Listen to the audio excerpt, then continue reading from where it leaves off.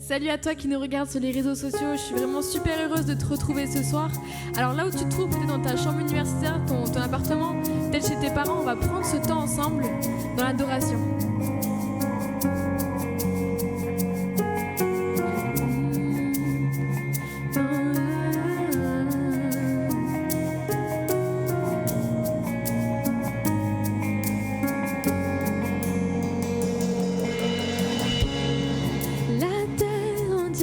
Se prosterne devant l'étendue de ta grandeur. Tu es tout puissant et parfait, revêtu de majesté, et tu es, oui tu es.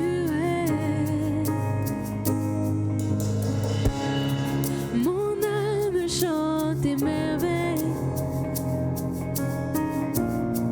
créateur de l'univers, et tu es, oui tu es,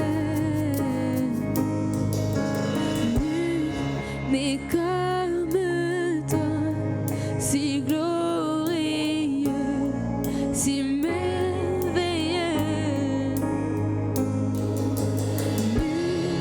Mais comme toi, roi fidèle, grand est ton nom.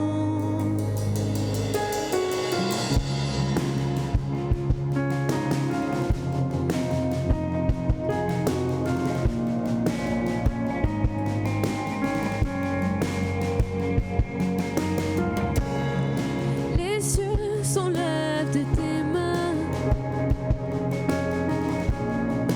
révélant l'éclat de ta splendeur. Tu es fort et incomparable, rien ne peut te résister, et tu es, oui tu es.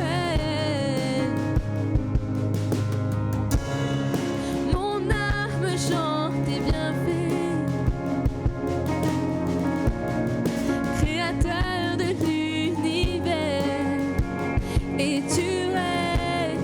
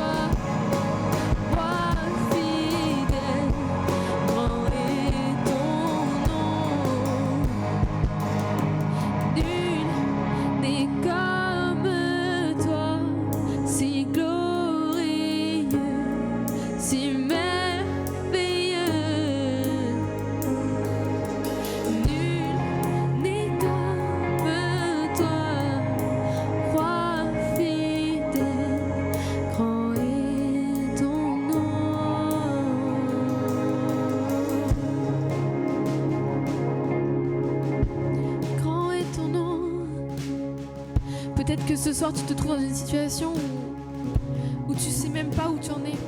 Peut-être que là tu es dans une situation où tu te sens seul. Tu te dis mais où est Dieu? Où est Dieu quand je traverse cette épreuve? Et vraiment je t'invite ce soir à te mettre en prière. Parce que Dieu était là depuis le début avec toi.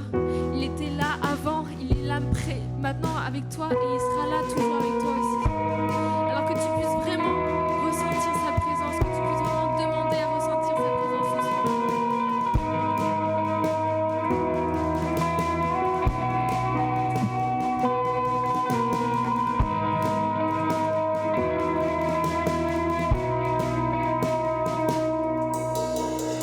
Il y a une grâce quand mon cœur traverse le feu. Une autre voix quand tout sombre autour de moi. Et quand je pense à la différence entre qui j'étais et qui je deviens, je sais que je ne serai jamais seule. Il était avec moi dans le feu, là à mes côtés. Il était présent dans la tempête, apaisant les mers. Et s'il m'arrive un jour d'oublier le prix payé pour moi, il y a la croix qui porte à l'aube d'un sauveur mort à ma place. Oui, il est avec moi dans le feu.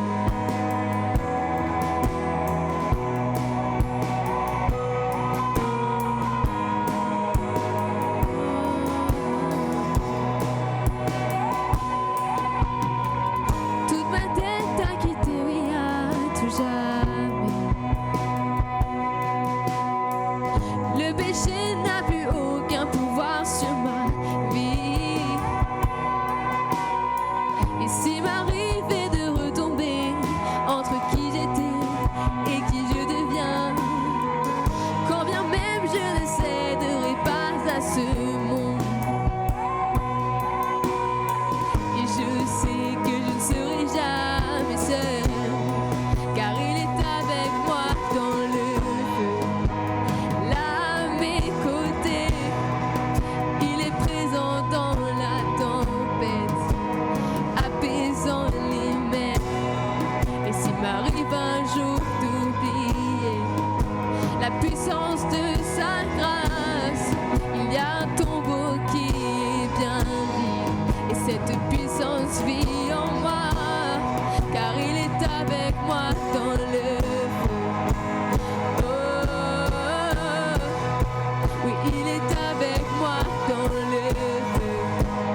Oh, oh, oh. Chante avec moi, car il est avec moi dans le feu. Oh, oh, oh. Oui, il est avec moi dans le feu. Oh, et je vois la lumière.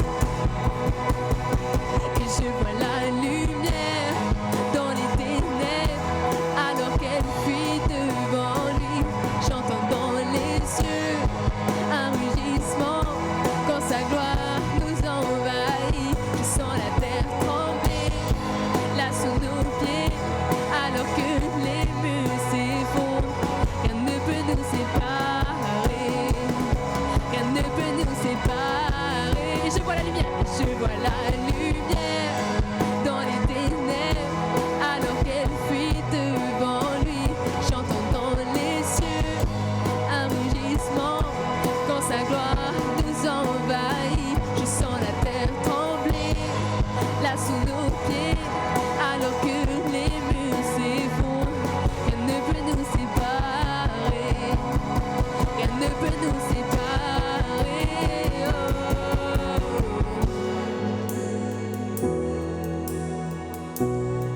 Rien ne peut nous séparer.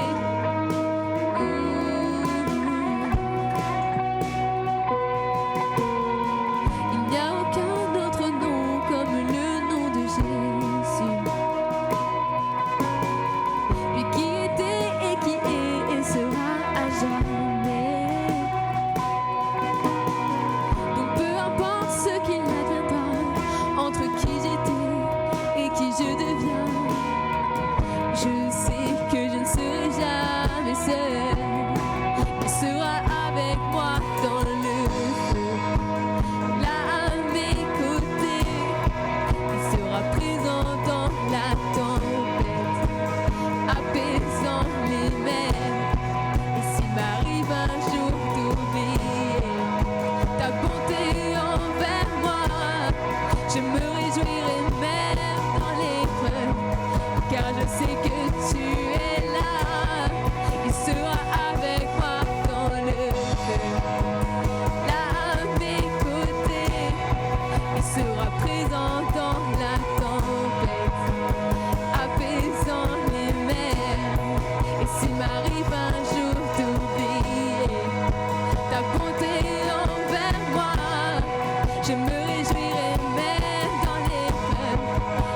je sais que tu es là. Et je vois la lumière. Et je vois la lumière dans les ténèbres, alors qu'elle fuit devant lui. J'entends dans les cieux un rugissement quand sa gloire nous envahit. Je sens la terre trembler là sous nos pieds, alors que les murs s'effondrent. Rien ne peut nous séparer. Rien ne peut nous séparer.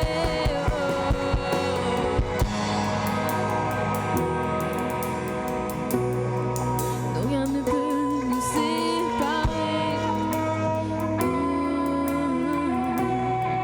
Rien ne peut nous séparer. Non, rien ne peut nous séparer.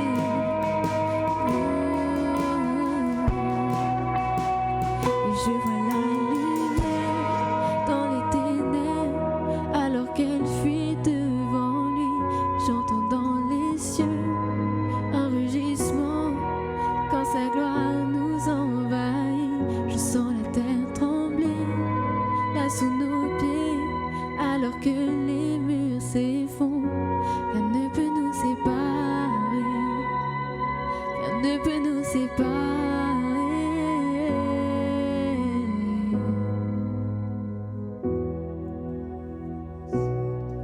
Non, rien ne peut nous séparer. Non, rien ne peut nous séparer. Non, rien ne peut nous séparer. Son amour.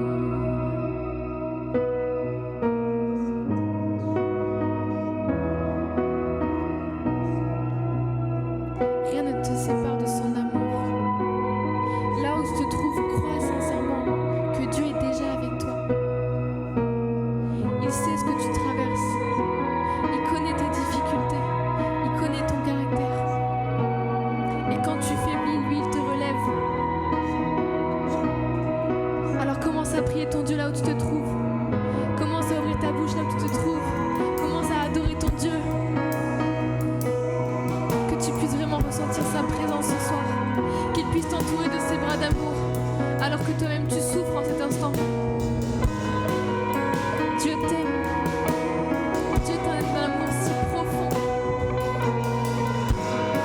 C'est lui qui t'a façonné dans le ventre de ta maman. Il te connaît par cœur. Il sait ce que tu traverses en ce moment et il t'accompagne.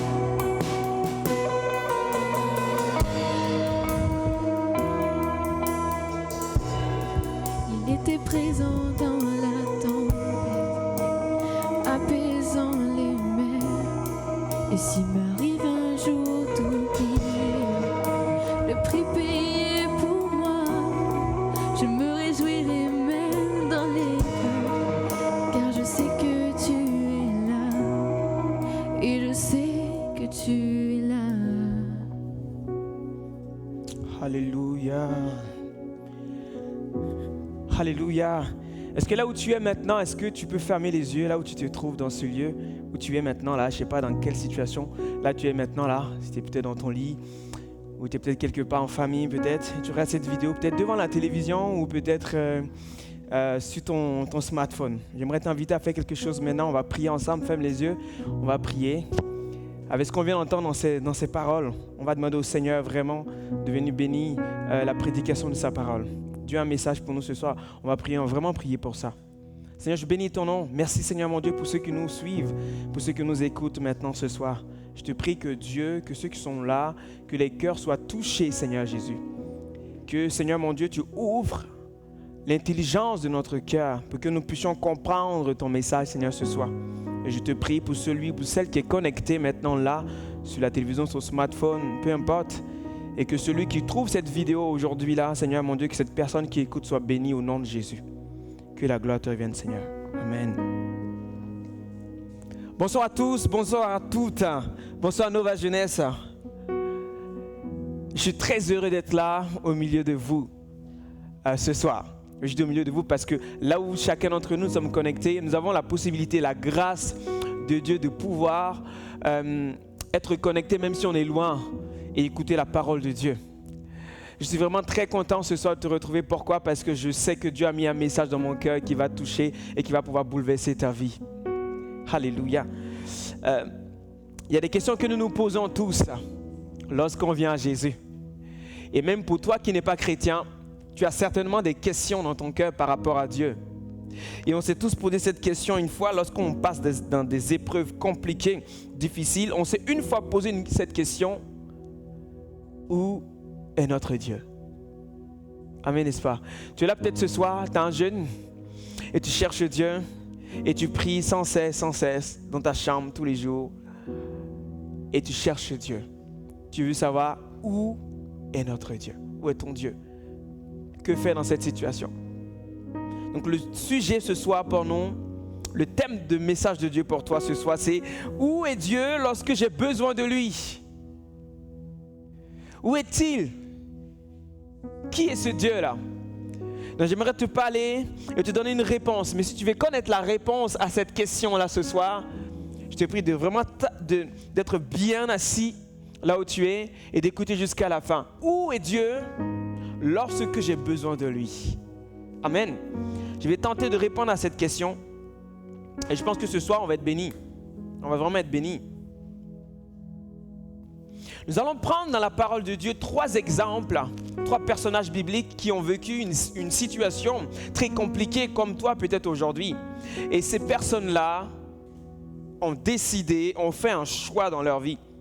À un moment donné, ils étaient confrontés à un problème, à une épreuve, et ils ont dû faire un choix, ils ont dû prendre une décision.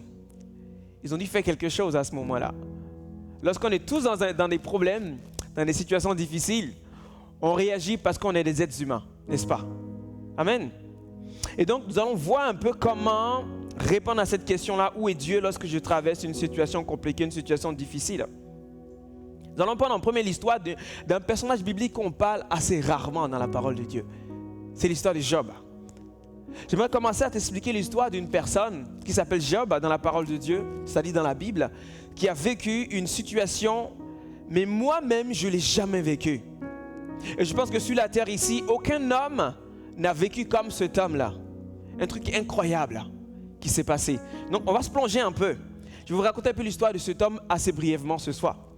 C'était un homme qui s'appelle Job et il avait 10 enfants. 7 filles, le gars il est parti. Il avait 10 enfants et 3 filles. Il avait des serviteurs, il avait des servantes, il avait de la richesse en abondance. Si je l'emmène un peu dans notre époque aujourd'hui, je dirais que c'est quelqu'un qui était très riche. Okay? Quelqu'un qui a du luxe, quelqu'un qui a des amis haut placés dans la société. C'était quelqu'un comme ça, Job. Il était très riche. La Bible dit, dans Job chapitre 1, au verset 1, il y avait dans le pays d'Uz un homme qui s'appelait Job. Cet homme était intègre et droit. Il craignait Dieu et se détournait du mal. Il avait 7 fils et 7 filles. Il possédait 7000 brebis, 3000 chameaux, 500 paires de bœufs et 500 ânesses. Il avait aussi un très grand nombre de serviteurs. Cet homme était le plus important de toute la nomade de l'Est. Wow. Les fils de Job se rendaient visite les uns les autres et ils organisaient chacun à tour de rôle un festin. Ils invitaient leurs 3 sœurs à manger, à boire avec eux. Quand les jours des festins étaient passés, Job faisait venir ses fils pour les purifier. Il se levait de bon matin et offrit un holocauste pour chacun d'eux. En effet, il se disait, peut-être mes fils ont-ils péché? Peut-être ont-ils offensé Dieu dans leur cœur? Voilà ce que faisait toujours Job. C'était quelqu'un, en fait, à notre époque, on va dire un chrétien, quelqu'un qui croit en Dieu, quelqu'un qui est intègre dans ses voies, quelqu'un qui connaît Dieu, qui marchait avec Dieu, quelqu'un qui ne faisait pas beaucoup d'erreurs, quelqu'un qui ne vivait pas dans le péché. C'était quelqu'un qui vivait avec Dieu. Constamment, il faisait le bien autour de lui. Donc tu es peut-être même non-croyant aujourd'hui et puis tu me regardes. Tu fais du bien autour de toi. Tu fais du bien à ceux qui t'entourent, à ta famille, à tes amis. Job était comme ça. C'était quelqu'un d'intègre. Tu ne pouvais rien trouver en lui de mauvais. Mais regardez ce qui va se passer. Et un jour, Satan va se présenter devant Dieu. Oui, Satan existe, le diable existe bel et bien. C'est une histoire vraie. Il va se présenter devant Dieu. Et Dieu va lui dire, regarde, mon serviteur Job, tu as vu Satan? Il est intègre dans ses voies. Il n'y a aucun homme sur la terre comme Job. Et Satan entend ce message. Il dit, ok, d'accord. Voici ce qui se passe. On va voir quelque chose. Il dit, mais c'est parce que tu lui donnes des biens, parce que tu le bénis, parce que tu lui donnes ce dont il a besoin. C'est pour ça qu'il t'aime. C'est pour ça qu'il est intègre dans ses voies, parce que tu le bénis. Donc, il va faire, en fait, on ne va pas dire un pacte, mais en fait, une épreuve avec Dieu. Dieu va lui dire, ok, il n'y a pas de souci. Ce qui va se passer, c'est que je te permets de lui enlever ce que je lui ai donné. Et c'est ce qui va se passer. Satan va enlever tous les biens que Dieu lui a donnés. Et la famille de Job va mourir.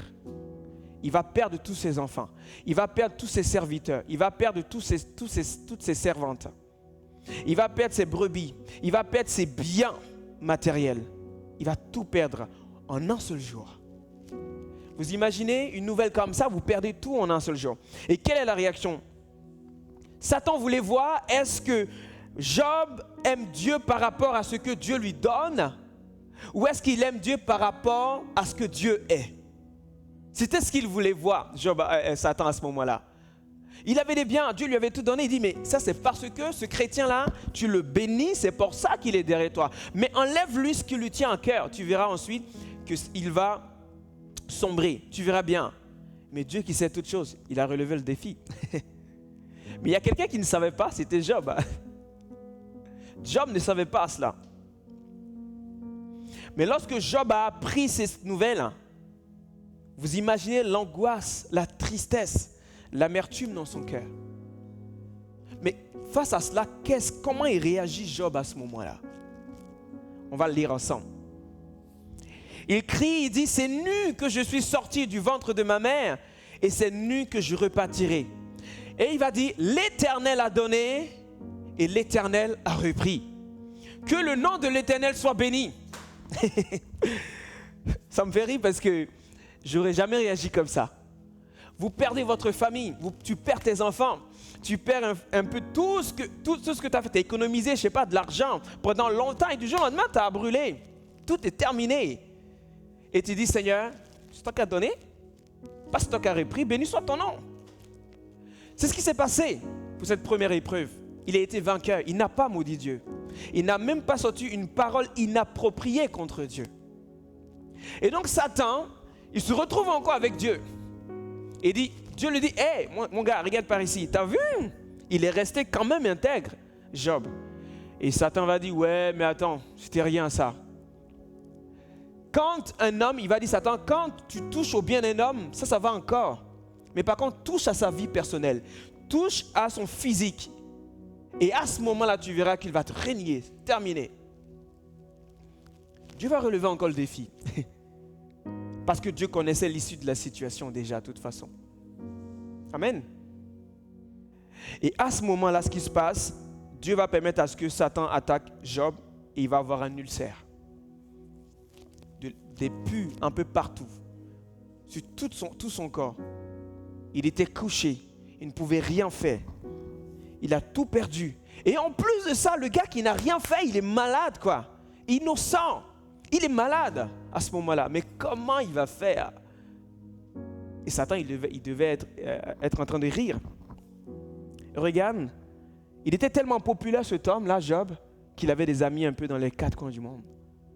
Et il y a 3 de ses amis qui vont lui rendre visite. Parce qu'il était malade. Il n'arrivait même plus à bouger. Il n'arrivait même plus à s'exprimer. C'était une puanteur dans la maison. Les gens le rejetaient. Il puait à ce moment-là à cause des pus qui sortaient partout dans son corps. Un gars qui n'a rien fait est tombé malade. Il a tout perdu du jour au lendemain. Ses amis arrivent. Ils commencent à avoir une discussion ensemble. Et l'un d'entre eux qui s'appelle Eliphaz dit, hey, c'est parce que tu as péché. C'est pour ça que Dieu te punit. Vous voyez, il y a une situation comme ça, et il y a des chrétiens, peut-être vous connaissez, vous vivez une situation compliquée, ils disent, Si tu es comme ça, c'est parce que tu as péché. Or, il commence à débattre avec lui. Il dit, mais j'ai fait quel péché qui mérite à ce que j'ai cette maladie, que je perde toute ma famille? Qu'est-ce que j'ai fait? Qu'est-ce que j'ai fait pour mériter ça? Il dit, ben non, je suis juste, je suis intègre dans mes voies. Même Dieu en est témoin. Donc ça, c'est erroné. Et un autre ami lui dit, Bildad, il dit, Job, tu refuses d'admettre que tu as péché. C'est pour ça que tu es malade encore. Job dit, mais comment vous expliquer que je ne vois pas ce que j'ai fait qui mérite ce que je suis en train de traverser présentement là? Et le troisième, Tsophar, ils ont des noms bizarres. Tsophar dit que le péché de Job mérite encore plus de souffrance. Regardez, vous voyez, regarde. Tu as des amis comme ça, j'espère que tu n'as pas un ami comme ça, tu n'as pas des camarades comme ça. Tu es malin et puis dis, bon, ça c'est les chrétiens, tu vois, qui viennent te voir pour dire, bon, sois courageux, ok? Ce que tu traverses là, c'est Dieu qui permet à ce que tu traverses cette situation. Il t'a donné ça pour te mettre à l'épreuve, vas-y, vas-y, vas-y. Non, tu mérites cette souffrance. Waouh! Voici des amis que Dieu a mis autour de lui. Et en plus, la moitié de Job, sa femme, sa propre femme, celle qui est censée être ton soutien, elle lui dit, Job, Dieu m'a enlevé mes enfants. Il nous a enlevé tout notre bien. Maudit Dieu. Qu'est-ce que tu fais? Maudit Dieu. Même sa femme est contre lui, sa femme l'abandonne, tout le monde l'abandonne. Parce que personne ne comprend ce qui se passe. Ils parlaient tous mal de Dieu. Mais Job, malgré tout ça, il ne va pas régner sans Dieu. Un truc de dingue. Et donc ses amis lui disent, regardez quelque chose. En gros, il est où ton Dieu? Là, tu es dans le besoin là. Il est où ton Dieu? Peut-être que tu me regardes actuellement un peu. Quelqu'un t'a posé cette question là, peut-être. Ok, tu vis cette situation comme ça, pareil, mais il est où ton Dieu? Bon, je sais qu'il y a quelqu'un qui s'est approché de moi un jour, une de mes collègues qui me disait, voilà, il y a quelqu'un dans ma famille qui est malade. Ça fait longtemps, ça fait des années que ça dure. Et puis elle me dit, c'est compliqué et explique-moi, je ne comprends pas. Qu'est-ce que j'ai fait? Qu'est-ce qu'on a fait pour mériter ça? Et que tout le monde soit malade dans la vie. Qu'est-ce qu'on a fait? Qu'est-ce qu'on a fait pour mériter ça? Peut-être que tu ne mérites pas ce que tu es en train de traverser. Qu'est-ce qu'on a fait? Et on trouve toujours le coupable.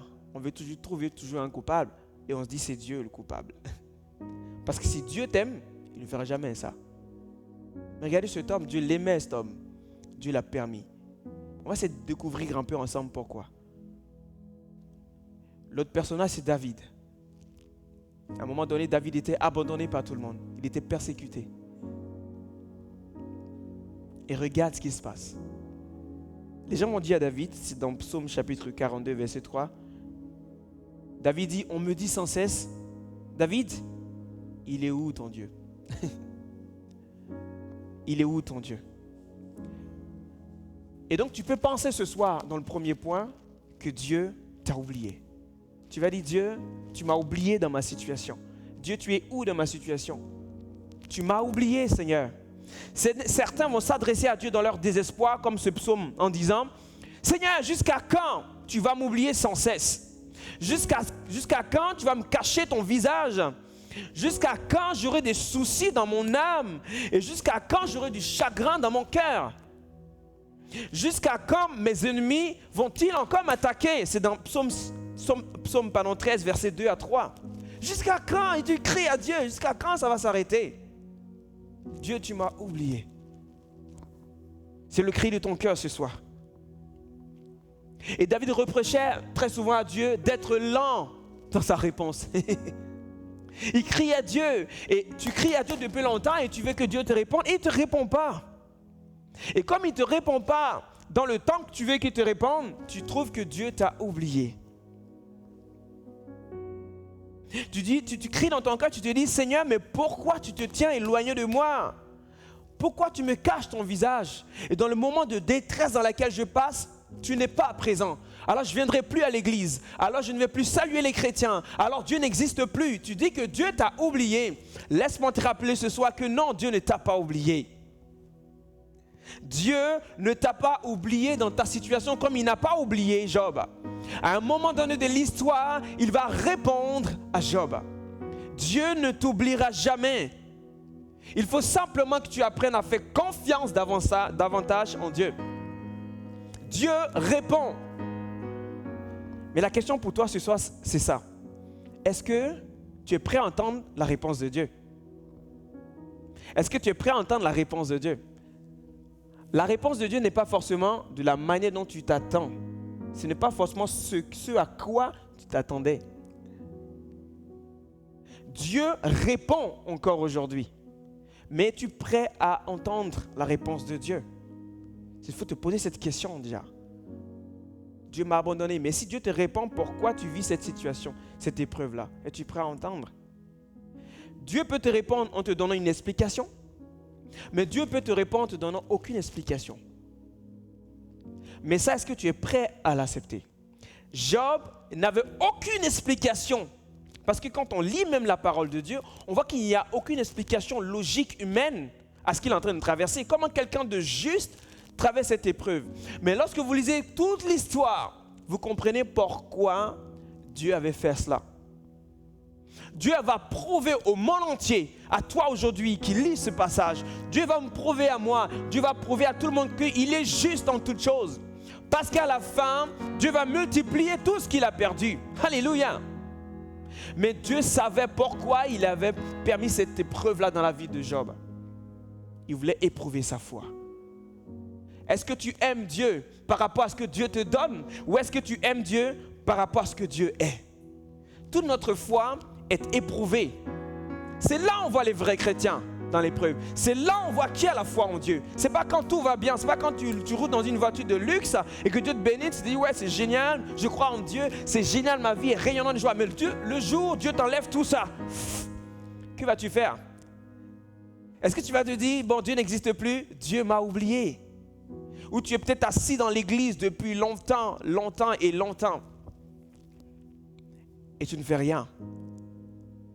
Tu ne reçois rien. Tu n'as rien en toi. Tu ne vis même pas la vie de l'esprit. Et tu dis, mais de toute façon, Dieu m'a abandonné. Laisse-moi te dire que Dieu ne t'a pas oublié. Si Dieu t'a promis quelque chose, elle va s'accomplir. Et peut-être pour une autre personne, pour toi qui es chrétien, peut-être tu diras que Dieu m'a abandonné. Tu dis que Dieu m'a abandonné. Regarde la prière que tu fais souvent. Tu dis, mon Dieu, pourquoi m'as-tu abandonné? Pourquoi t'éloignes-tu sans cesse, sans venir à mon secours? Sans écouter mes plaintes, mon Dieu, je crie le jour, mais tu ne réponds pas. Je crie la nuit et je ne trouve pas de repos dans mon âme. Pourquoi? Alors que tu es le Saint, tu sièges au milieu des louanges d'Israël. Tu sièges au milieu des louanges du peuple de Dieu. C'est en toi que nos ancêtres se confiaient. C'est ce qu'il disait, David. Et il dit que lorsqu'ils criaient à toi et qu'ils élevaient leur voix, Seigneur, ils n'étaient pas déçus parce que tu exauçais leur prière. Psaume chapitre 22, versets 2 à 6. Tu cries à Dieu. Dieu, tu m'as abandonné. Et tu cries à Dieu nuit et jour. Seigneur, qu'est-ce qui se passe? Au fond de toi, tu as du chagrin. Au fond de toi, tu te sens comme abandonné de Dieu. Tes prières ne sont pas exaucées. Tu fais tout ton effort possible. Tu as l'impression qu'il n'y a rien du tout qui se passe. Rien du tout qui se passe. Et tu te dis, mais Dieu, où est-ce que tu es maintenant là? Seigneur, où est-ce que tu es dans ma situation? Je suis angoissé, je ne dors plus, je suis dans la souffrance. Je ne sais plus comment faire. Seigneur, tu es où? Tu es où, Seigneur? Et tu te mets à genoux et tu commences à chercher ton Dieu. Et tu vois que Dieu ne te répond pas. Tu dis, mais Dieu, tu m'as abandonné. Laisse-moi t'encourager ce soir et te dire que Dieu ne t'a pas abandonné, il est là, il est juste à côté de toi. Il suffit simplement que tu ouvres les yeux pour voir qu'il est là autour de toi. Il ne t'a pas laissé, Dieu est avec toi. C'est là, ton regard doit changer sur Dieu. Et tu verras ensuite qu'il est là.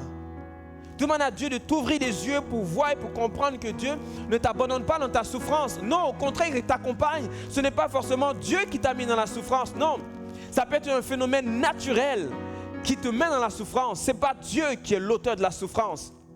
C'est nos péchés et c'est le diable. Ça peut être toi-même ou ça peut être le diable qui est l'auteur de la souffrance. Dieu, lui, il est là pour te libérer de ta souffrance. Mais es-tu prêt à obéir ensuite à Dieu? Dieu ne t'a pas abandonné. Lorsque tu es méprisé, humilié, tu es inconsidéré par les autres personnes. Tu es même inconsidéré par ta famille, par ta propre famille. Et tu ne sais plus comment faire, comment réagir. Tu te dis, mais personne ne m'aime. Même Dieu ne m'aime pas. Tu es peut-être non-croyant et tu te dis, on m'a tous abandonné. Laisse-moi te dire que même si tous les hommes t'abandonnent, Dieu, lui, il ne t'abandonnera jamais. Dieu ne t'abandonnera jamais. Il faut que tu réalises cela. Dieu sera toujours avec toi. Tu me diras, mais Rémi, ok, j'ai compris. Mais comment dois-je faire pour m'approcher de Dieu pour que je puisse avoir une réponse? Comment puis-je faire? J'aimerais te dire, comme c'est écrit dans la parole de Dieu, crie. Humilie-toi devant Dieu dans la prière. Tu verras que Dieu va répondre. Vous savez, il est facile d'accuser quelqu'un. Mais pour obéir, c'est difficile. Je vais vous prendre 2 cas de figure. Pourquoi Dieu ne répond pas souvent aussi aux prières? Pourquoi Dieu ne répond peut-être pas à ta prière? Tu dis, mais Dieu, il est passé où? Il est là. Mais en fait, il est là depuis longtemps, Dieu. Alors, j'aimerais te poser une question. Lorsque Dieu t'a béni, lorsque Dieu t'a donné tout ce que tu avais besoin, qu'est-ce que tu en as fait de ça? N'étais-tu pas éloigné de Dieu? N'as-tu pas toi-même oublié Dieu? N'as-tu pas abandonné la vie de l'esprit, la vie de Dieu? Et pour toi, peut-être que non-croyant, tu t'approches de Dieu peut-être. Tu demandes de l'aide à Dieu. Mais est-ce que tu es prêt à écouter Dieu et à faire ce que Dieu te demande? Dieu, ce n'est pas un magasin. Dieu, ce n'est pas une boutique. On ne peut pas commander à Dieu et puis Dieu fait. Dieu n'est pas là pour assouvir à nos désirs. Dieu n'est pas là pour ça. Dieu est souverain. Dieu n'est pas une boutique. Tu ne peux pas simplement demander à Dieu, Dieu, bénis-moi. Dieu, remplis-moi. Et quand Dieu le fait, tu l'oublies. Tu le laisses de côté. Tu ne viens que tu t'approches de Dieu que lorsque tu as besoin de lui. Mais par contre, quand il te demande de faire quelque chose, tu ne veux pas. Tu dis que tu ne crois pas en Dieu, que Dieu n'existe pas. Mais tu veux que Dieu existe dans ton problème. Dieu existe bel et bien. Et il veut être avec toi et il veut te conduire avec lui. Mais pour ça, il faut que tu crois en lui. Si tu veux que Dieu te bénisse, tu veux que Dieu puisse t'aider dans cette situation dans laquelle tu traverses, alors approche-toi de lui. Écoute ce que Dieu a à te dire et obéis à Dieu. Vous savez, les prières que Dieu exauce, Dieu a dit, demandez, vous recevrez. Mais c'est ceux qui demandent avec foi et ceux qui demeurent en Jésus. Si tu demeures en Jésus, que tu vis en Jésus, tout ce que tu demanderas, Dieu te l'accordera sans aucun souci. Mais par contre, c'est plus difficile pour toi si tu ne vis sans Dieu. Si tu vis sans Dieu, c'est compliqué à ce que Dieu réponde à ta prière. Oui, Dieu est capable de le faire. Mais ta méchanceté l'empêche de pouvoir agir dans ta vie. Mais obéis à Dieu et demande tout ce que tu veux à Dieu. Dieu te l'accordera. Lorsque tu vis des souffrances, Dieu ne t'abandonne pas. Non, Dieu a dit, je serai avec vous jusqu'à la fin du monde. Mais du moment où tu demeures en Jésus, à ce moment-là, Dieu est toujours avec toi. Et lorsque tu pries, tu cries à Dieu sans cesse. Et tu dis, Seigneur, écoute-moi, écoute mes gémissements, sois attentif à mes cris, Seigneur Jésus. Attends ensuite la réponse de Dieu dans la patience. Attends dans la patience. David dit, Seigneur, Le matin, tu entends ma voix. Le matin, je me tourne vers toi. Et il dit, j'attends ensuite. Psaume chapitre 5, verset 4. Et cette attitude-là, lorsque tu traverses un désert pareil dans lequel tu te trouves aujourd'hui, attends. Tu as prié ton Dieu, tu as crié à lui jour et nuit. Ça ne sert à rien de crier encore. Ok? Il t'a entendu. Maintenant, attends la réponse de Dieu. Et crois qu'ensuite, il va le faire. Ceux qui sont attachés fidèlement à Dieu reçoivent son secours sans difficulté. Job, un homme, on va dire juste sur la terre, était malade, a tout perdu. Mais il a tout retrouvé en Jésus. Il a tout retrouvé. Tu pourras tout retrouver en Jésus. Si tu es attaché au bien de ce monde, tu pourras tout perdre. Mais si tu es attaché à Jésus, tu es attaché à Dieu, Dieu te bénira éternellement. Amen.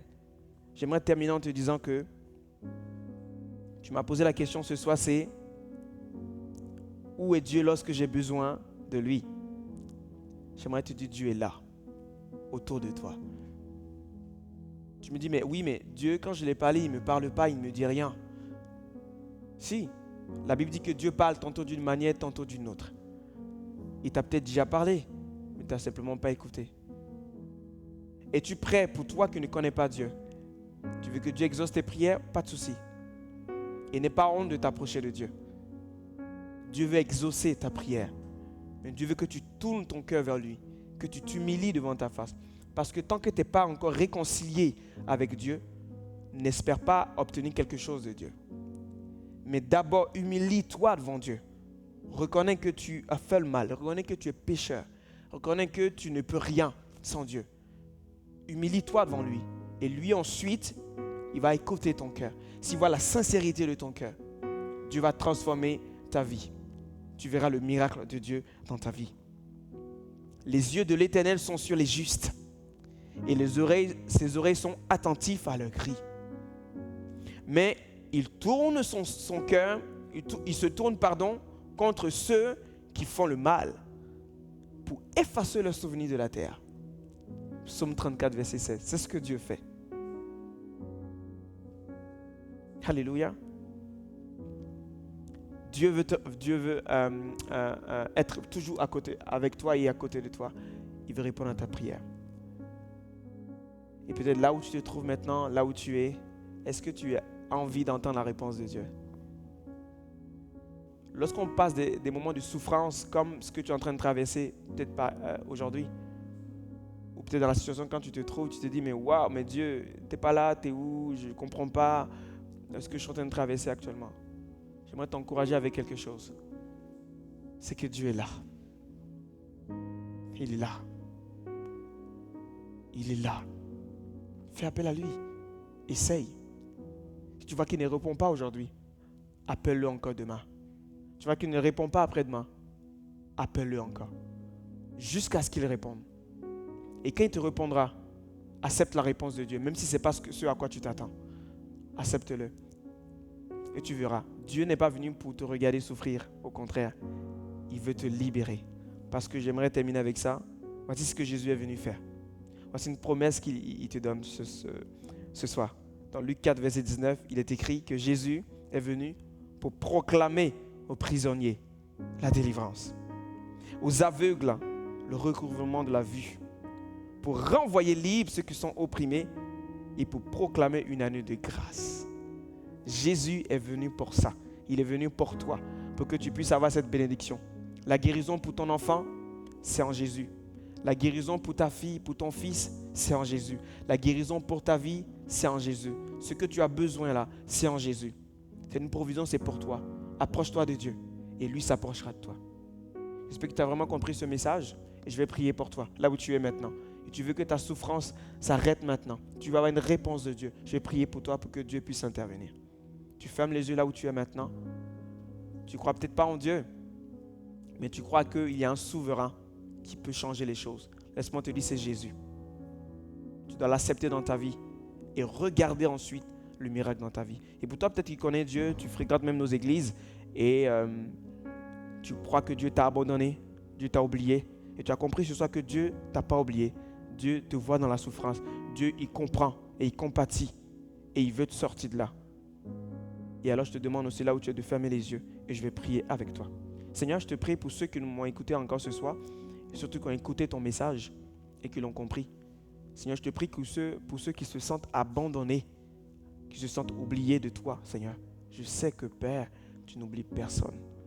Seigneur, tu n'oublies personne parce que tu nous aimes d'un amour, Seigneur Jésus, que nous ne pouvons comprendre, Seigneur Jésus. Parce que Père, tu nous aimes. Et je te prie, Seigneur mon Dieu, pour mon frère, pour ma soeur qui vit peut-être une souffrance présentement, Seigneur Jésus. Et je sais que Père, tu entends. Je sais que Père, tu vois la souffrance de mon frère, de ma soeur.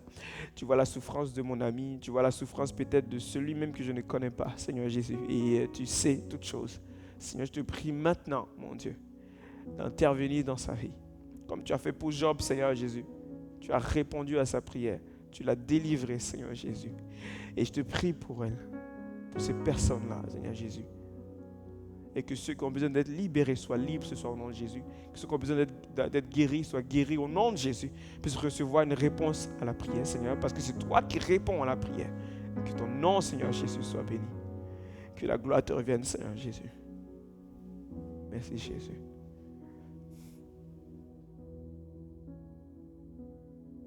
Merci Jésus. Amen. Amen. Que Dieu te bénisse. Que Dieu te bénisse et que tu puisses vraiment partager cette vidéo si tu as été touché vraiment par ce message. Et si ça t'a parlé, laisse-nous un commentaire. Et si tu as besoin d'en savoir davantage, encore plus, n'hésite pas à nous contacter. Nova Jeunesse, Alpha Musique, tout ce que tu veux. Et on est là, on est présent et on pourra ensuite te guider dans la prière. N'hésite pas vraiment à nous contacter. On priera avec toi. N'hésitez pas aussi à nous suivre sur les réseaux sociaux. Et on a hâte aussi de vous retrouver la semaine prochaine en présentiel. Que Dieu vous bénisse. Passez une bonne soirée. God bless you.